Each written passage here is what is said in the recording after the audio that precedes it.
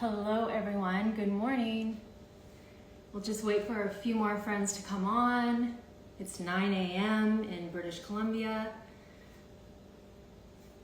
Hi.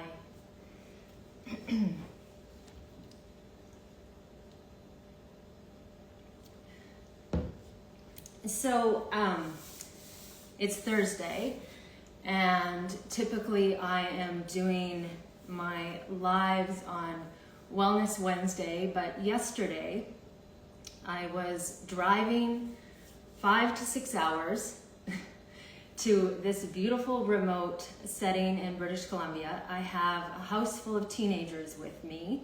I'm flying solo, my husband is working, and majority of the guests in the home with me are 15, 16-year-old athletes, male athletes who are hungry and very polite, I will say. So it's been a pleasure so far.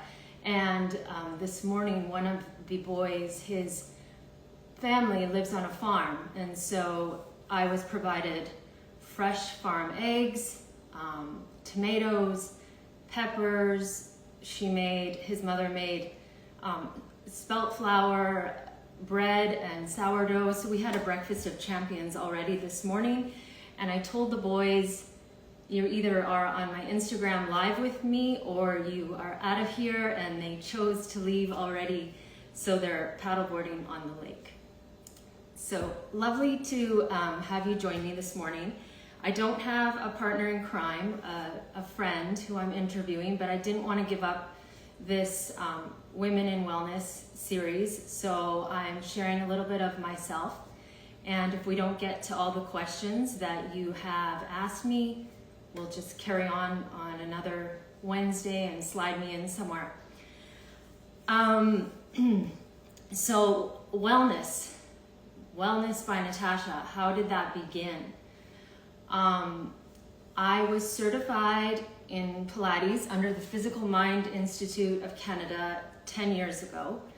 My mentor, friend, teacher, Marta Hernandez, gave me the seeds and all the tools to teach this beautiful practice. I want to say that when you are certified in anything, and even the boys, athletes, whatever we are connected and passionate with, the teachers that lend us the seeds have a huge impact on our journey and what is to come. I chose Marta because she comes from a very mind, body, spirit place. Pilates today is, I would say, a mix of things, whereas the classical Pilates practice is mind, body, soul. And Marta instilled that in me from day one. I saw that in her, and whenever I need to upgrade my own practice or add to my repertoire Qigong and breath work, I go to Marta and I really connect with her. She connects with me. So 10 years ago, I was certified. And there was a question that was asked to me, why did you choose Pilates? I could say that I chose Pilates first and foremost because I saw at that time in my life this feeling of push in the fitness industry. And I was feeling it around me, I was feeling it in me, and I was also seeing it in my friends and those who were pushing too hard. When we push too hard, it's not only in our character, it's in our face, it's in our energy. And I had Pilates under my belt and yoga since I was 16. And I always knew that it was a place of calm and centering. And it was something that I was feeling 10 years ago was really needed. It was required. And when I was taking classes, I was also feeling like I was outgrowing myself as a student. I would have teachers come to me and say, Natasha, you really need to be teaching this. And I never had a life passion of teaching Pilates. I never thought of teaching Pilates, but I suppose the universe sends us in a direction sometimes organically that we are not prepared for. And there was a calling for me internally to give this gift that I have. And I still don't quite understand what the gift is, but I'm here sharing it. And I love the practice. I love how it transforms my students from one place when they enter the studio to another place when they leave. I have seen and witnessed my students, who are my friends, transform from their own life to practicing, some of them for 10 years with me, and become an entirely different person. And it starts within. So that's really why I did choose Pilates. I also had a ski injury 10 years ago prior to becoming certified, and I knew that this injury would not stop me from moving, but I also knew that I had to find a way to carry on for long term. And the answer for me was Pilates and yoga. So that's really the epitome of how I started teaching Pilates. My son, Anthony, was finished kindergarten, and I was ready to add something for myself to my personal life. So here I am teaching 10 years later. And then that got me into also wellness coaching and holistic nutrition. Another question, why did you become a wellness coach and a holistic nutritionist? Let's go back into my teens and 20s. I remember all these fad diets growing up, and I think many of you can remember some of them with me. And I looked at all of these diets and even tried some of them, just explored them in my 20s. Overweighing food, macros, and the zone diet was a big thing for me in my 20s. High protein, this and that. And then I also, in the same aspect as my journey carried on, I was observing my grandparents and my parents. My grandfather passed away at 101. My grandmother is still living at 98. And did they have all these books? Did they have all of these theoretical fad diets? No, they did not. And then I thought about that, and I said, I have this within me growing up just via example. Wellness and nutrition is a place, a holistic place of intuition within us, with all of the natural resources we have in front of us. Now, that being said, if you are an athlete, absolutely you need a specific program to meet your requirements. But on a day-to-day basis, nutrition and wellness is within, and it's there in front of us, and it was given to me as an example. So I was very passionate about sharing just the natural way of living and using our natural resources to get to the root of most problems that we have when it comes to health. And a wellness coach, I can only go so far with wellness coaching. I often will share my resources with my clients to someone else that is a higher profession than me, a nutrition background and dietitian, or sometimes there's skin disorders that we need to look into things further. But wellness coaches mentor, guide you, and give you the tools and the resources to look further naturally most of the time. So that was a passion for me, just from exploring and having that in front of me with my grandparents. So very simple there. And it was mostly a Mediterranean diet, which is what I still am living through with today. I choose not to eat meat, and that's my own personal reason, but I do have fish and all the vegetables from the garden, and I don't weigh my food. I don't complicate it. If there is meat in food, of course I'll eat it. Stay simple and enjoy the fruits of what we have in front of us. So from that, here's a fun question. What are your beauty tips? Well, and secrets, it says. Well, I'm actually kind of blocked here because I don't really have many beauty tips or secrets.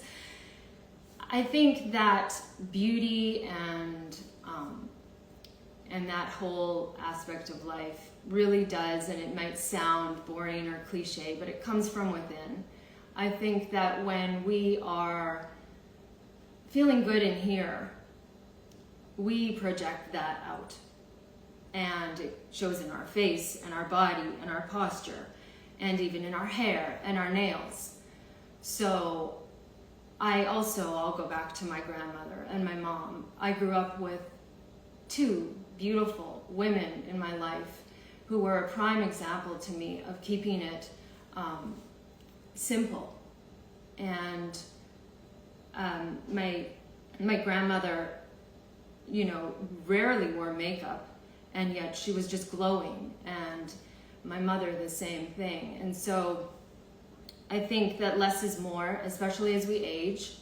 I don't shy away from makeup, but a little bit of makeup to highlight is beautiful, and I do recommend natural makeup brands. But it really does come from within, and we need to remember that. And when we project beauty out, we receive beauty back. Would you not agree? So if we're giving beauty to someone, we receive it and we feel it, and it's an energy. So whenever you do see something beautiful in someone, I always say it. I love complimenting, especially an elderly woman in the grocery store, in the lineup, or just make someone feel good, and then the beauty comes in circles. But from an aesthetic perspective, I will say my makeup regime and my beauty product skincare regime is minimal. One secret that I have that a chemist esthetician gave me many years ago, and I followed it probably since 15 years ago. Let the skin breathe. So in the evening, before I go to bed, I cleanse my face, and then I let the skin breathe. I don't believe that we need to put skin masks on or under eye cream. And I have been doing this for 15 years, and I will say I've noticed a beautiful response to that suggestion, and I took it well.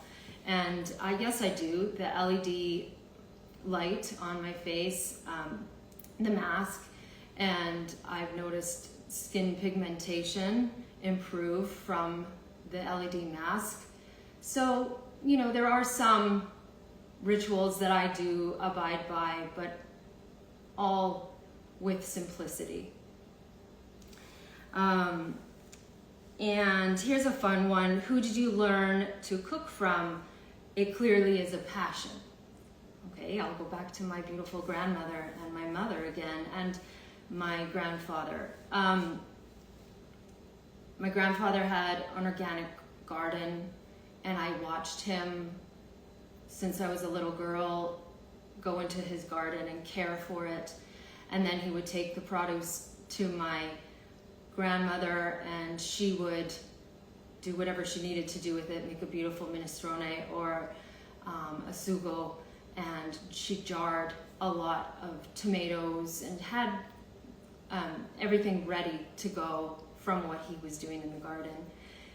My mother is an amazing cook, and she's still cooking for my grandmother today, and I watch her when I go there and just sit at the counter. all of this influenced me. And so that's how I learned. I learned from just watching and observing since I was a little girl. And when the Food Network on TV was a big deal, as a teenager, I was that teenager. I was watching the Food Network. And I think that just all became a part of me, and I absorbed it. Go out for dinner and look at your food and see the different flavors that different chefs are creating. I love cooking.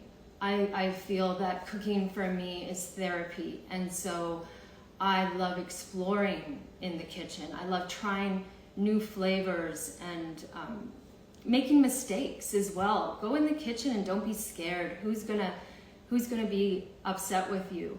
So explore and try in the kitchen. I think that's a really important tip to people who are scared to cook.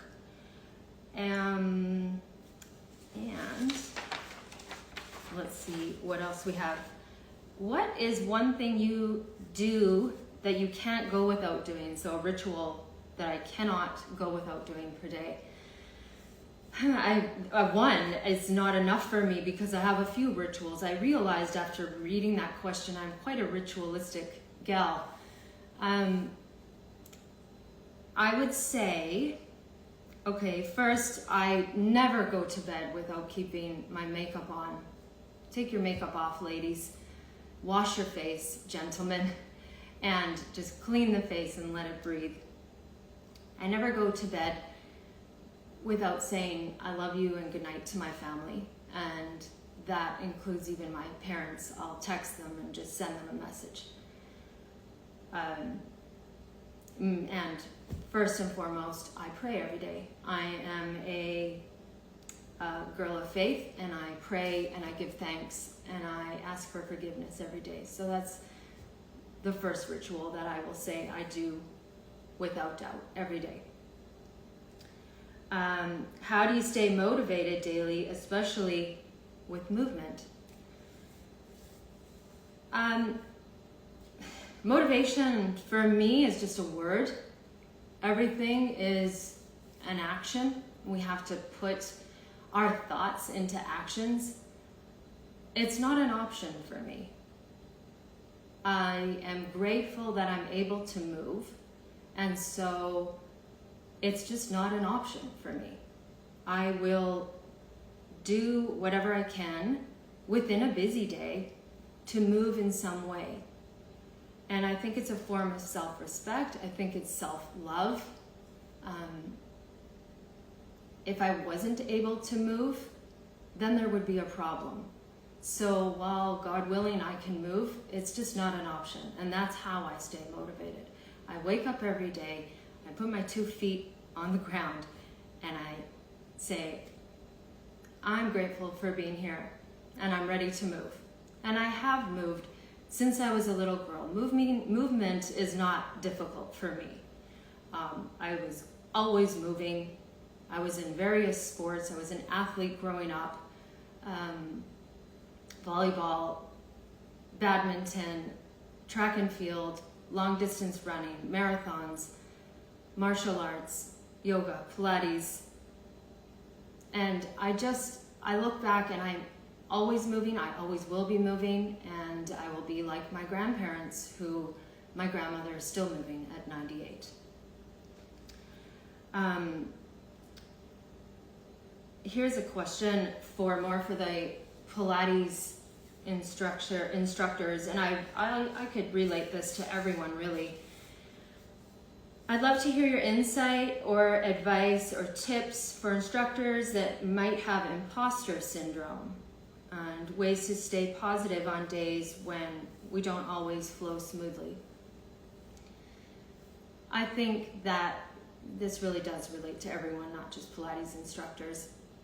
Imposter syndrome is noise in here, and it is coming maybe from some noise, external noise, and then you allow it to affect you, and you second guess yourself.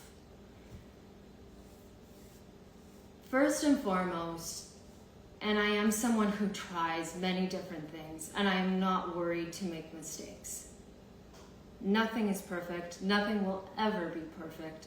And that is so liberating and freeing, actually, to know that nothing will ever be perfect, and just go for it. And if you make a mistake, so be it. Try again, try it in a different way. And always remember, you're doing it. The person who may be judging you or having something to say about what you're doing isn't doing it, most likely. So I think that grow, try, eliminate people from your life who perhaps try to bring you down through their own insecurities. Surround yourself with positive, uplifting people who you learn from, and keep learning and keep sharing like we are doing in this space. I find this Instagram Live so fun for me and so rewarding to share my friends who I've known for years, who are special people. I want to share their beauty and how wonderful they are doing to the world, giving to the world. And I hope to be doing the same, and that's all we're doing here. So the imposter syndrome, again, it's just a word, it's just a thought, and free it from your mind and give yourself that permission to try, make mistakes, and grow. And you will do amazing. I know you will. So that's it for today. Hi, everybody, and thank you for joining me. I feel very grateful that many of you are joining this live with me, and it's evolving. I have such beautiful guests that are coming within the next month or so. And many of them have reached out to me and want to contribute, and I am just honored. I really, really am. So together we make a difference. I love connections. There's a difference between shy and introverted. I say that I'm introverted because I love connections, one-on-one connections, and I really gain energy from my own space. But I am not shy, especially when I know what I am speaking of. And so I'm very grateful to share who will be coming in the next few weeks. I'm grateful for each of you, and have a beautiful day. I'm going to go now out for a walk and then probably feed these boys again in a few hours, and have a wonderful, wonderful day. Thank you.